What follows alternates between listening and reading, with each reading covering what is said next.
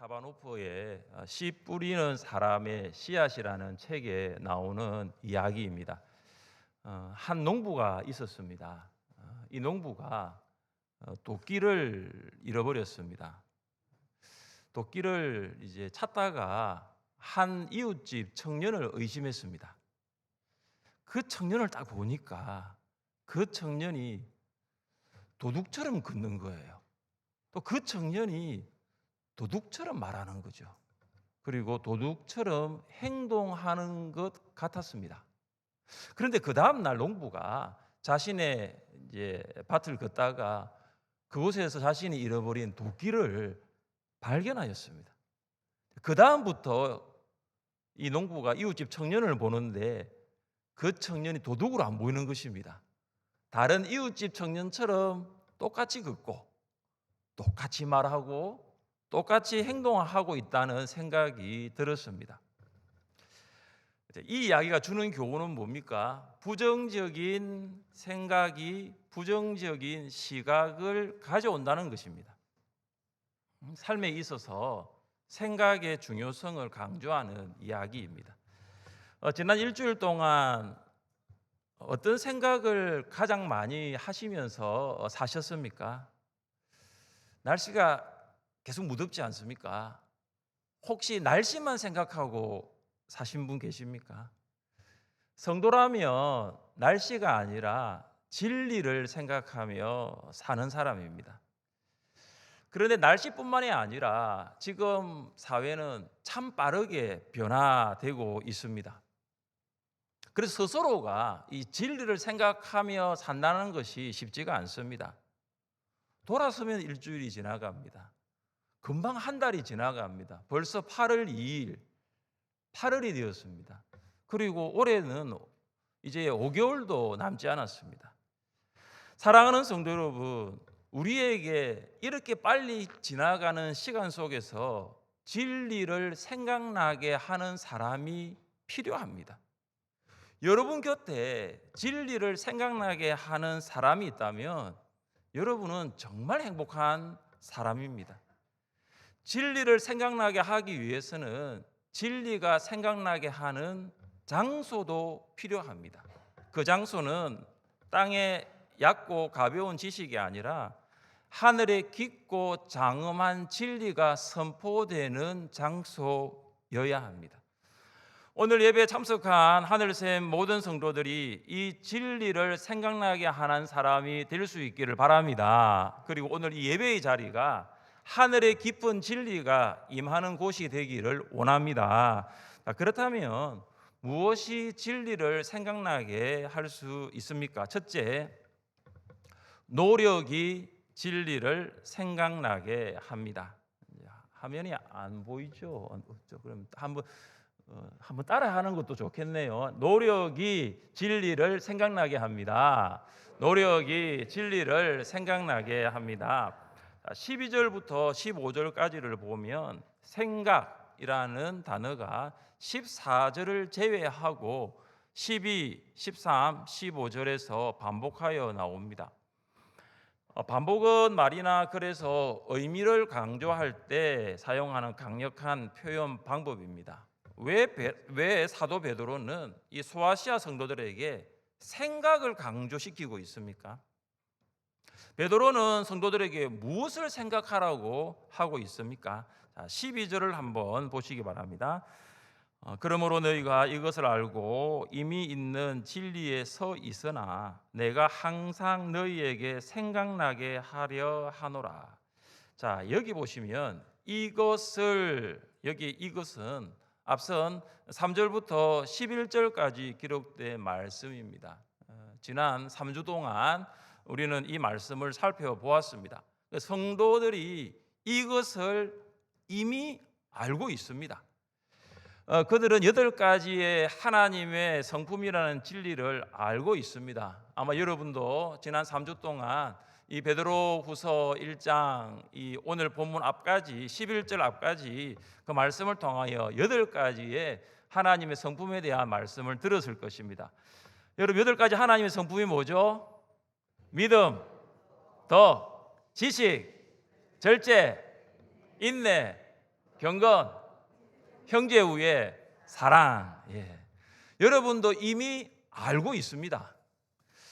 소아시아 성도들은 하나님의 성품이라는 이 진리를 알 뿐만 아니라 진리 위에 서 있습니다. 그래서 지금 베드로가 칭찬을 하는 것입니다. 너희가 알고 있다. 너희가 이 진리 위에 서 있다. 그것을 칭찬을 하고 있습니다. 근데 베드로는 여기서 한 걸음 더 앞으로 나아갑니다. 소아시아 성도들이 하나님의 성품을 아는 것에 만족하지 않습니다. 그 성품을 알고 있는 그 위에 서 있는 것을 만족하지 않습니다. 여러분, 베드로가 그들이 하나님의 성품을 알고 그 위에 서 있기 위해 어떻게 하고 있습니까? 오늘 그 12절 제일 마지막에 보시면 내가 항상 너희에게 생각나게 하려 하노라. 베드로는 성도들이 이 진리를 계속 생각하라고, 좀 생각하면 좋겠다고 격려를 하고 있습니다. 당시 상황이 많이 어려웠습니다. 밖에서는 네로의 황제의 박해가 있었고 안에서는 거짓 교사들이 악한 교리를 계속 전파하고 있었습니다. 그래서 베드로는 이 어려운 이 상황에서 너희가 믿음으로 승리하기 위해서는 반드시 진리를 생각하는 노력을 계속하라고 권면하고 있습니다. 여러분, 베드로는 성도들이 진리를 생각나게 하기 위하여 어떤 노력을 하고 있습니까? 자, 13절과 14절 말씀 우리 같이 한번 읽어보겠습니다. 13절과 14절입니다. 내가 이 장막에 있을 동안에 너희를 일깨워 생각나게 함이 옳은 줄로 여기노니 이는 우리 주 예수 그리스도께서 내게 지시하신 것 같이 나도 나의 장막을 벗어날 것이 임박한 줄을 알미라. 아멘. 자, 13절과 14절을 보시면 반복하는 단어가 장막입니다. 장막. 장막은 문자적으로 고대 근동의 유목 민족들이 임시적인 거주지로 사용했던 천막을 가리킵니다. 유목민들이 이제 새로운 장소를 옮기면 어떻게 합니까? 지금의 천막을 꾸리고 또 다른 장소로 옮깁니다. 이처럼 성도들은 천국으로 이사가기 위해서 육신을 벗어버릴 때가 있는 것입니다. 베드로는 이 장막, 다시 말해서 육신에 머무는 동안 성도들에게 계속하여 진리를 생각나게 하는 노력을 하였습니다. 베드로는 살아있는 동안 다른 것이 아니라 성도들이 진리를 생각나게 할 수 있도록 최선의 노력을 다했습니다. 그리고 베드로는 예수님이 말씀하신 것처럼 이제 자신의 죽음이 임박해 오고 있다는 것도 알고 있습니다. 여러분, 15절 말씀을 한번 보십시오. 내가 힘써 너희로 하여금 내가 떠난 후에라도 어느 때나 이런 것을 생각나게 하려 하노라. 베드로는 자신의 장막을 벗은 후에도, 다시 말해서 죽은 후에도 성도들이 진리를 생각나도록 하게 합니다. 여러분, 15절에 보시면 힘쓰라는 단어가 있습니다. 이것은 한번 눈으로 한번 보세요. 5절에 보시면 그러므로 너희가 더욱 힘써, 그리고 10절 그러므로 형제들아 더욱 힘써. 여기 힘써와 오늘 15절의 힘써가 동일한 단어입니다. 그러니까 최선의 노력을 다한다라는 것입니다. 베드로는 장막에 있을 동안에도, 다시 말해서 육체적으로 살아 있을 동안에도, 장막을 벗을 날이 임박할 때에도, 순교하며 마지막 생명을 다하는 그 날에도 성도들이 진리를 생각나게 하기 위하여 최선의 노력을 다했습니다. 여기서 우리는 베드로의 관심이 어디에 있는지를 알 수 있습니다. 베드로의 관심이 다른 것이 아니었습니다. 성도들이 진리를 생각하며 사는 것, 그것이 베드로의 관심이었습니다. 미국의 16대 대통령 아브라함 링컨은 학교 교육을 받았는데 1년 정도 학교를 다녔습니다. 그러니까 이제 1년을 다니면서 기본적인 읽기, 쓰기 정도는 겨우 이제 익혔습니다. 그런데 링컨이 계속해서 이 책 읽는 실력을 쌓을 수 있었던 것은 성경을 통해서였습니다. 그가 9살 때 세상을 떠난 어머니로부터 유언과 함께 물려받은 것이 있었는데 그것이 성경이었습니다. 어머니가 링컨에게 성경을 주면서 이런 유언을 남겼습니다. 내 아들아, 이 성경은 내가 부모님으로부터 받은 성경이란다. 내가 여러 번 많이 읽어서 낡았지만 이 성경은 우리 집에 가장 값진 보배란다. 내가 너에게 12만 평의 땅을 물려주는 것보다 이 한 권의 성경을 물려주는 것을 진심으로 기쁘게 생각한다. 너는 성경을 읽고 성경 말씀대로 살아가는 사람이 되기를 바란다. 또한 하나님을 사랑하고 이웃을 사랑하는 사람이 되기를 바란다. 이것이 엄마의 마지막 부탁이다. 링컨은 이 어머니의 유언대로 살았습니다. 그래서 워싱턴 DC에 가면 링컨의 성경이 보관되어 있는데 그 성경을 이렇게 보시면 링컨이 특별히 이 손가락으로 이렇게 눌러서 새긴 자국이 있는 성경 구절이 있습니다. 그 성경 구절이 시편 34편 4절입니다. 이제 화면이 없으니까 제가 아날로그로 한다 그랬잖아요. 찾아보십시오. 굉장히 중요한 말씀이에요. 시편 34편 4절 한번 찾아보십시오. 링컨이 그 많은 구절 중에 손가락으로 눌러서 유독 이 구절에 손때가 묻었어요. 시편 34편 4절. 자, 시편 34편 4절. 자, 한번 찾으셨으면 같이 한번 읽어봅시다. 시편 34편 4절입니다. 같이 읽겠습니다. 내가 여호와께 간구하매 내게 응답하시고 내 모든 두려움에서 나를 건지셨도다. 아멘. 링컨이 평생 살아가면서 얼마나 많은 어려움을 겪었습니까? 그런데 이 말씀을 붙들었습니다. 하나님께서 반드시 내 기도에 응답해 주신다는 확신, 그리고 모든 어려움에서 건져주신다는 소망, 이게 시편 34편 4절에 있는 말씀입니다. 여러분, 링컨이 이게 진리를 계속하여 생각나게 할 수 있도록 만든 사람이 있습니다. 그 사람이 누구입니까? 어머니입니다. 어머니가 그렇게 했어요. 자녀가 진리를 생각하며 살 수 있게 노력해야 하는 사람은 누구입니까? 부모입니다. 그래서 모세는 이스라엘 부모에게 이렇게 명령합니다. 또 한번 찾아봅시다. 신명기 6장 7절. 신명기 6장 7절. 신명기 6장 7절.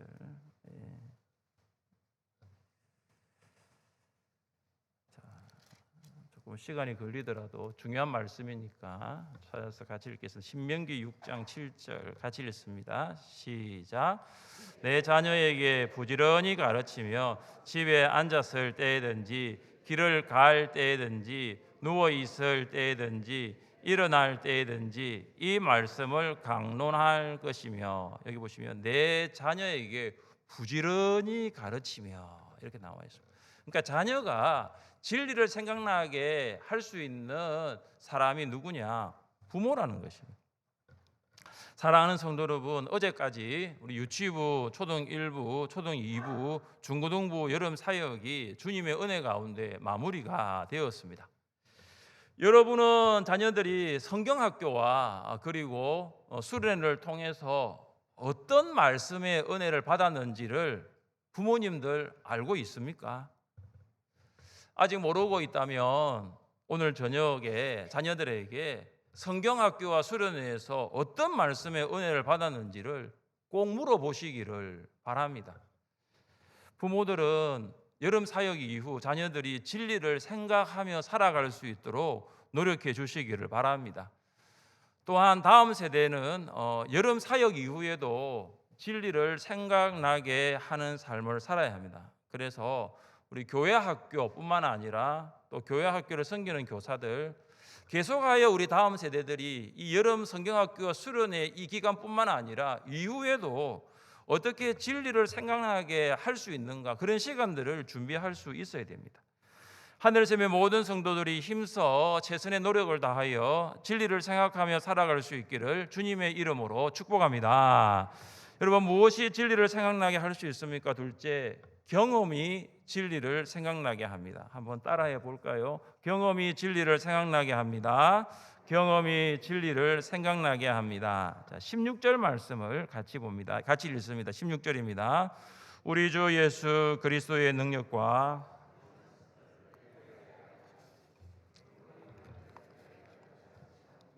우리는 그의 크신 위엄을 친히 본 자라. 아멘.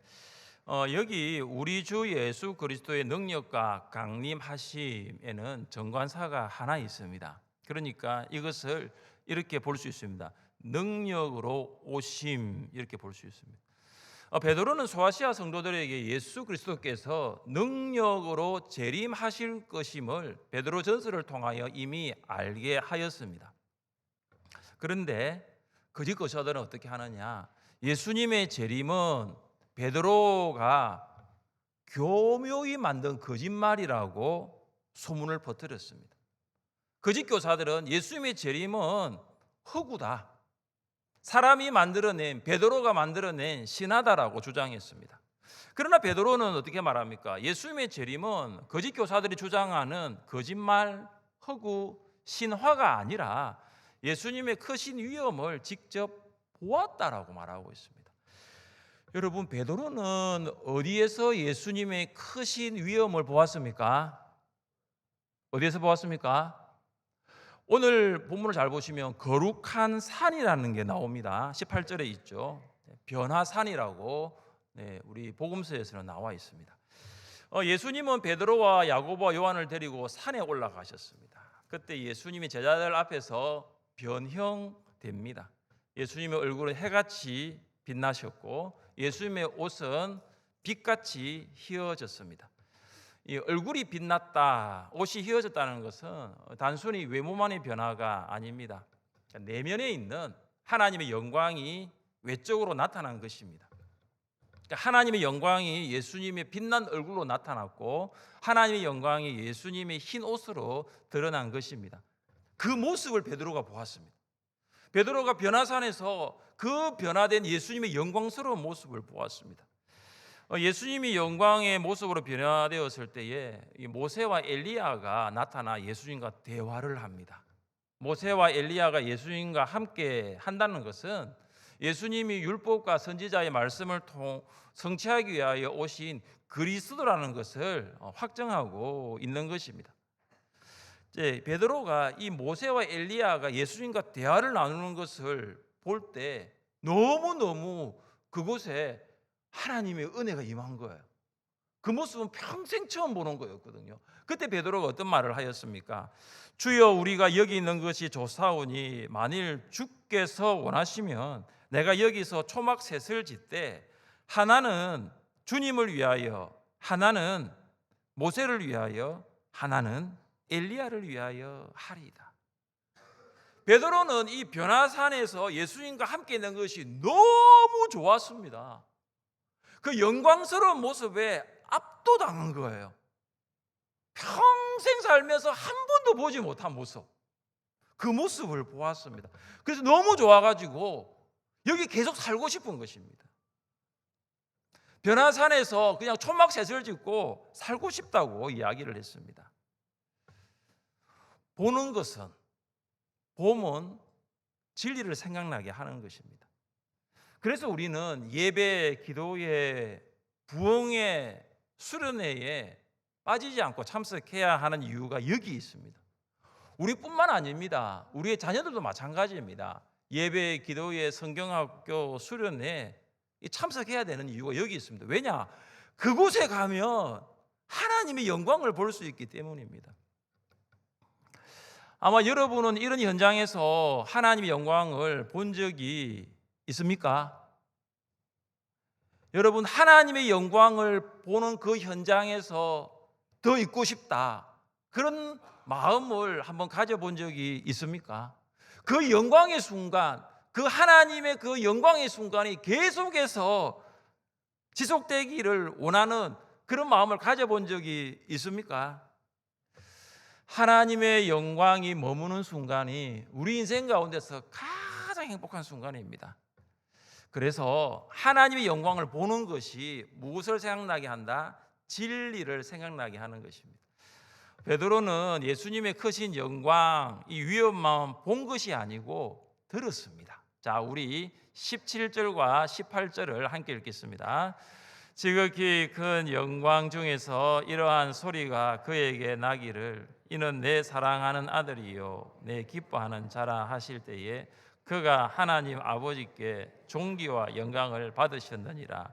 이 소리는 우리가 그와 함께 거룩한 산에 있을 때에 하늘로부터 난 것을 들은 것이라. 아멘. 여러분, 영광이 가득한 변화산에 머물러 있기를 원했던 베드로가 이제는 소리를 듣습니다. 본 것뿐만 아니라 이제는 소리를 듣는 거예요. 그 소리가 뭡니까? 이는 내 사랑하는 아들이요 내 기뻐하는 자라. 하나님께서 예수님을 사랑하는 아들로 기뻐하는 자로 부르셨습니다. 여러분, 이 내 사랑하는 아들이요 내 기뻐하는 자라, 이 소리가 한 번 더 임했던 적이 있습니다. 언제인지 혹시 아십니까? 세례를 받으실 때입니다. 동일한 음성이었습니다. 이는 내 사랑 아들이요 내 기뻐하는 자라. 하나님께서 예수님을 구약에서 약속한 그리스도로 인정하신 것입니다. 베드로는 소아시아 성도들에게 분명히 말합니다. 우리가 예수님과 함께 거룩한 산에 있을 때에 분명히 들었다. 나는 하늘에서 그 음성을 분명히 들었다라고 말합니다. 그래서 들음은 진리를 생각나게 합니다. 베드로는 봄이라는 시각과 들음이라는 청각이라는 감각을 동원해서 예수님의 크신 위엄과 영광을 경험적으로 증언하고 있습니다. 베드로는 신앙적인 경험을 지금 이야기하고 있는 것입니다. 예수님은 신화적 인물이 아니라는 것입니다. 예수님은 역사적으로 존재하셨고 그분의 큰 위엄과 영광을 지닌 그리스도라는 것을 지금 베드로가 증명하고 있습니다. 여러분, 경험이 중요합니다. 경험은 진리를 생각나게 합니다. 물론 경험이 진리보다 앞설 수는 없습니다. 그러나 잊고 있었던 진리를 생각나게 하기에는 충분합니다. 그래서 신앙생활에서 뭐가 필요하냐 하면은 간증이 필요한 것입니다. 3주 전부터 주보 목장 나눔지 코너에 여름 사역 소감문이 게재되고 있습니다. 청년부 비전 트립 이후에 황준길 형제가 후쿠오카 비전 트립에 대한 소감문을 기록하였고, 초등 1부에 황미란 집 선생님이 초등 1부 여름 성경학교에 대한 소감문을 기록하였고, 오늘은 유치부에 강예희 선생님이 유치부 여름 성경학교에 대한 소감문을 나누셨습니다. 여러분 혹시 읽어보셨습니까? 그들의 소감문에는 공통적으로 뭐가 있느냐? 봄과 들음이 있습니다. 황준길 형제가 저는 여러 번 읽었거든요. 이런 내용이 있더라고요. 나가사키 12인 순교지 박물관에서 모진 고문 속에서도 예수님을 부인하지 않고 순교한 12살 어린 소년을 보았습니다. 그리고 준길 형제가 이런 내용을 적었어요. 현지 일본 교회인 시메 교회에서 70년간 교회를 지켜오신 어르신들의 신앙 고백을 들었습니다. 황준길 형제는 순교자를 보았고 성도들의 간증을 들으므로 경험이 진리를 생각나게 한다는 것을 알았습니다. 신앙생활에서 무엇을 보느냐가 굉장히 중요합니다. 무엇을 듣느냐가 참 중요한 것입니다. 황미란 집사님의 소감문에는 이런 내용이 있습니다. 기도의 시간에 아이들이 회개 기도를 할 때 기존 친구들뿐만 아니라 새 친구들도 눈물로 기도하는 것을 보았다라고 하였습니다. 그리고 그때 하나님께서 우리 아이들의 마음을 만지고 계신다는 것을 느꼈습니다. 또한 6명의 청년들이 초등 1부 아이들과 함께 즐겁게 물놀이를 하고 안전하게 돌보아 주었습니다. 그래서 황미란 집사님은 이것을 통해서 아이들을 지키시는 분이 하나님이시고 교회를 세워가시는 분이 하나님이심을 보게 되었다라고 소감하고 있습니다. 오늘 강예희 선생님의 소감문에 보시면 꼭 한번 읽어보시기 바랍니다. 둘째 날 유치부 물놀이에 대한 내용이 있습니다. 유치부가 이 토요일에 물놀이를 하는 시간에는 항상 날씨가 좀 안 좋았던 걸로 제가 기억을 하고 있습니다. 그래서 선생님들도 좀 걱정이 많았습니다. 사실 비가 예보되어 있었습니다.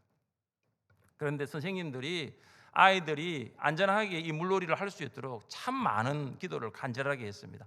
감사하게도 하나님께서 맑은 하늘을 허락해 주셨습니다. 강예희 선생님 이런 내용이 있습니다. 해맑게 웃으며 뛰노는 아이들의 모습을 보며 하나님의 세심한 인도하심을 깊이 느낄 수 있었다고 하였습니다. 여러분 꼭 한번 읽어보세요. 뭐 주보가 없으신 분은 홈페이지에 그대로 주보로 업로드했으니까 꼭 한번 읽어보세요. 황준길 형제, 황미란 집사님, 강예희 선생님이 이 여름 사역을 통하여 무엇을 보았는지, 이 여름 사역을 통하여 무엇을 들었는지, 그 경험을 통하여 어떤 진리를 생각하게 됐는지를 한번 여러분도 또 공감할 수 있으면 참 좋겠습니다. 사랑하는 성도 여러분, 이 8월 한 달 동안, 앞으로 남은 5개월 동안 예수님의 크신 위엄과 영광을 볼 수 있기를 주님의 이름으로 축복합니다. 아직 남아있는 우리 청년부 우리 여름 수련회가 있습니다. 그리고 제5의 미얀마 단기 선교가 있습니다. 이것을 통해서도 예수님의 크신 위엄과 영광을 보고 들을 수 있기를 간절히 원합니다. 오늘 우리 하늘샘 썸머 콘서트가 우리 김영은 집사님 찬양과 간증을 통해서 오늘 시간을 가집니다. 저는 기대하고 있습니다. 오늘 이 찬양 콘서트, 하늘샘 썸머 콘서트를 통해서도 똑같이 예수님의 위엄과 크신 영광을 보고 들을 수 있는, 그것을 경험할 수 있는 시간을 하나님께서 우리에게 주신다는 사실입니다. 봄과 들음이라는 경험을 통해서 진리를 생각하시기를 주님의 이름으로 축복합니다. 셋째, 성경은 진리를 생각나게 합니다. 한번 따라해 보겠습니다. 성경은 진리를 생각나게 합니다. 성경은 진리를 생각나게 합니다. 우리 19절 말씀을 같이 읽습니다. 19절입니다. 또 우리에게는 더 확실한 예언이 있어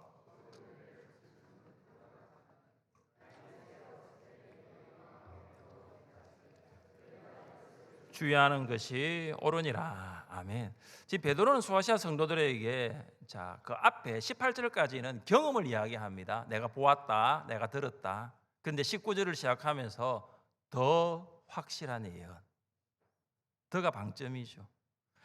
내가 보았고 내가 들었던 그 경험 위에 더 확실한 것이 있는데 그것이 뭐냐? 성경이라는 것입니다.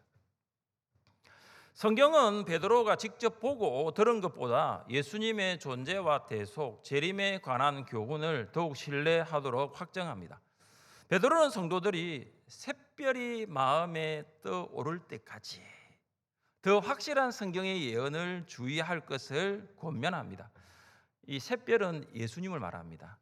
샛별이신 예수님이 떠오른다는 것은 재림한다는 것입니다. 샛별이신 예수님이 재림하실 때 성도들은 성경에 대한 완전한 지식을 알게 됩니다. 샛별이신 예수님이 재림하실 때 모든 어두움들이 사라지게 됩니다. 샛별이신 예수님이 다시 오실 때 성도들은 하나님의 완전한 성품으로 홀연히 변화됩니다. 그래서 지금 베드로가 어디에 지금 초점을 맞추고 있느냐? 앞에 경험도 중요하지만 성경이라는 것입니다. 무엇보다도 성경에 관심을 가져야 된다. 무엇보다도 성경에 집중하라고 권면하고 있습니다. 자, 우리 20절과 21절 말씀을 같이 읽습니다. 20절과 21절입니다. 먼저 알 것은 성경의 모든 예언은 사사로이 풀 것이 아니니 예언은 언제든지 사람의 뜻으로 낸 것이 아니요 오직 성령의 감동하심을 받은 사람들이 하나님께 받아 말한 것임이라. 아멘. 먼저 알 것은 무엇입니까? 모든 성경은 사사로이 풀어서는 안 된다는 사실입니다. 성경을 주관적으로 해석하지 말아야 합니다. 성경을 개인의 취향에 따라 마음대로 해석되어서는 안 됩니다. 그런데 거짓 교사들은 어떻게 합니까? 성경을 마음대로 해석합니다. 자기의 취향에 따라 해석합니다. 그래서 그들은 결국 스스로 멸망하게 되었습니다. 베드로는 정말 말하고 싶은 요점이 있습니다. 성경을 어떻게 해석하느냐도 중요하지만 성경은 어디에서 나왔는가? 성경의 근원은 무엇인가를 말하고 있는 것입니다. 성경의 근원은 인간이 아닙니다. 성경의 근원은 인간의 의지의 결과도 아닙니다. 성경은 인간 노력의 산물도 아닙니다. 그렇다면 성경이 무엇입니까?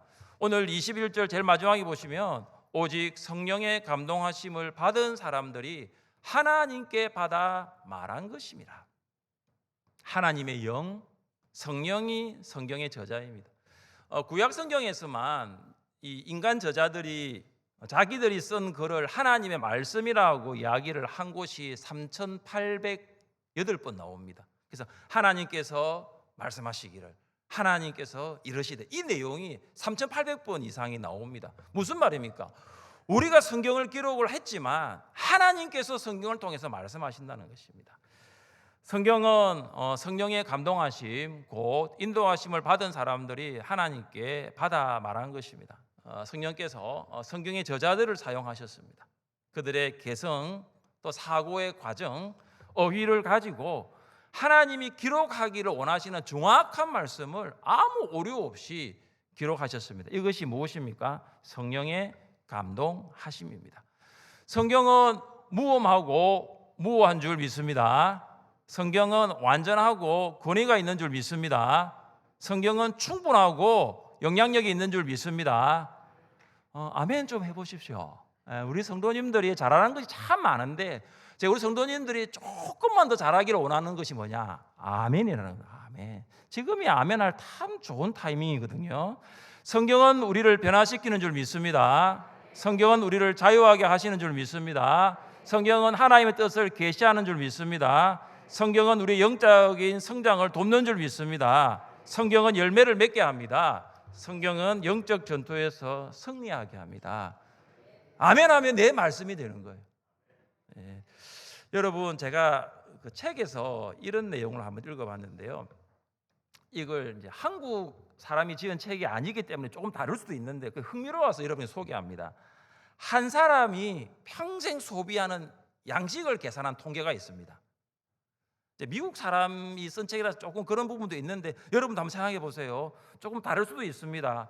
베지테리언, 채식주의자는 좀 다를 수 있는데 아무튼 한 사람이 평생 먹는 양식을 계산하는 통계입니다. 소 150마리, 닭 2,400마리. 이거는 제가 보니까 가능할 것 같아요. 1인 1닭을 하시는 분들 계시거든요. 한 주에 닭 한 마리만 먹어도 1년이면 52마리니까 2,400마리 가능할 것 같아요. 새끼 양 225마리, 양 28마리. 이것도 가능할 것 같아요. 돼지 310마리. 아마 돼지 좋아하시는 분들 평생 먹는 게 한 300마리 이상 먹을 거예요. 3만 평의 농토에서 소출되는 곡식, 그리고 6만 평의 소출해서 과일, 채소. 아마 과일, 채소를 좋아하시는 분들은 아마 6만 평 이상에서 밭에서 나는 걸 평생 드십니다. 엄청난 양이죠. 그렇다면 평생 사람들이 이렇게 돼지며 소며 양이며 뭐 과일, 채소를 먹는데 그 책에 이런 것이 있었어요. 과연 여러분은 하나님의 말씀을 얼마나 먹고 있습니까? 이 내용이었어요. 미국 매사추세츠 퀸시에 위치한 어느 교회 게시판에 이런 메시지가 있었다고 합니다. 이게 참 중요한 내용인데요. 낡고 헤어진 성경을 소유한 사람은 낡은 사람이 아니다. 여러분, 성경 가지고 계시죠? 네, 한번 보십시오. 성경 가지고 오셨다면 저한테 보여주지 마. 여러분 성경을 한번 보십시오. 여러분 성경 어떻습니까? 어떻습니까? 저는 하늘샘 교회 와가지고 성경을 여러 번 바꿨어요. 여러분, 낡고 헤어져 있습니까? 정말로 링컨 대통령처럼 이 손가락 자국이 묻어 있습니까? 아니면 성경을 넘기려고 하면 어떤 분들은 이게 붙어가지고 이게 안 떼지더라고요. 그 말은 무슨 말입니까? 아직 넘기지 않으셨다는 거죠. 아니면 아직 내 성경도 없습니까? 들어오시면서 책꽂이에 있는 성경 가져오시고, 여러분 성경 오늘 안 가져오시니까 참 불편하시죠. 화면에 원래 다 띄워드렸는데 안 가져오시니까 참 불편하실 것입니다. 여러분 다음 주부터는 꼭 성경을 가지고 오세요. 다음 주에도 어떻게 예배 상황이 변화될지 모릅니다. 저도 오늘 이런 상황은 정말로 예상하지 못했습니다. 여러분의 자녀는 성경이 있습니까? 어떤 성도님들은 성경을 참 많이 읽으셔서 이 커버를 리폼하시더라고요. 왜 리폼을 하실까요? 사면 되는데 손때 묻은 성경이에요.